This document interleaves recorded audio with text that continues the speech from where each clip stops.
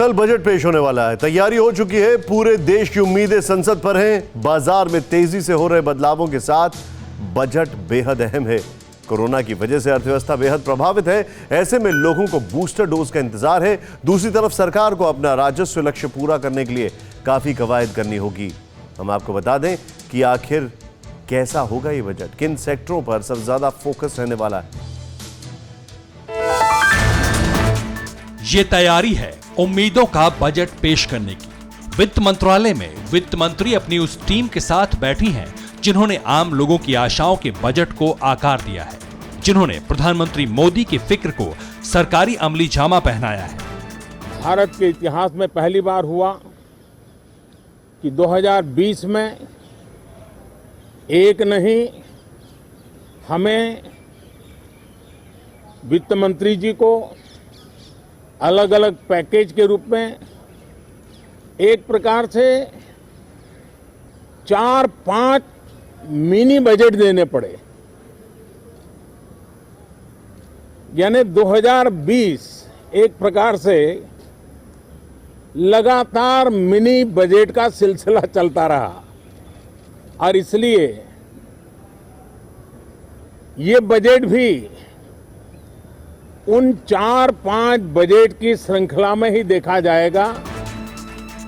प्रधानमंत्री नरेंद्र मोदी ने इस बात के साथ ही इस बजट का एजेंडा सेट कर दिया। भारत को आत्मनिर्भर बनाने का जो सपना पीएम मोदी ने देखा है, उसका असर बजट में जरूर दिखेगा। जानकार बताते हैं कि वोकल फॉर लोकल को मजबूती देने और देश को रिफॉर्म के रास्ते पर ले जाने पर वित्त मंत्री का पूरा जोर होगा।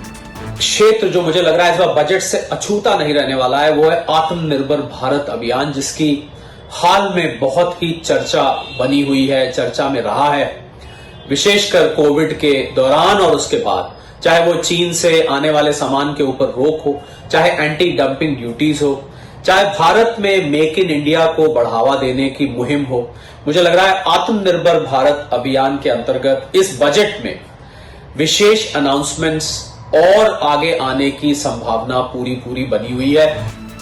कोरोना के कठिन काल में यह बजट पेश हो रहा है, लिहाजा इस पर सबकी नजर है। अब जरा समझिए कि किस किस सेक्टर में क्या क्या होने की उम्मीद है इस बजट में। दवा निर्माण में आत्मनिर्भर बनाने के लिए बजट में फार्मा सेक्टर में कुछ बड़ा ऐलान हो सकता है। इस बार के बजट में भी डिफेंस सेक्टर को आत्मनिर्भर बनाने के लिए ऐलान किए जा सकते हैं, जिससे देश में रोजगार भी बढ़ेगा। वित्त मंत्री का फोकस नौकरियों पर भी रहेगा। क्रॉप डाइवर्सिफिकेशन के लिए इंसेंटिव स्कीम पर फोकस हो सकता है। किसानों को इंसेंटिव देने पर भी विचार किया जा सकता है। वित्त मंत्री निर्मला सीतारमण 1 फरवरी को बजट में एमएसएमई को कई सहूलियतें दे सकती हैं। Digital education, virtual labs, digital training centre जैसे शब्द आपको इस बजट में सुनने को मिल सकते हैं। ऑपरेशनल डिजिटल बोर्ड का विस्तार होने की संभावना है। एक अलग फंड बनाया जा सकता है। जाहिर है इस बार मोदी सरकार हर किसी के लिए कुछ न कुछ लाने की तैयारी में है। नौकरी पेशा को टैक्स में राहत मिलने की उम्मीद की जा रही है। Bureau report, TV9 Bharatvarsh. News top 9 रोज सुबह 7 बजे और शाम 7 बजे सिर्फ TV9 भारतवर्ष पर।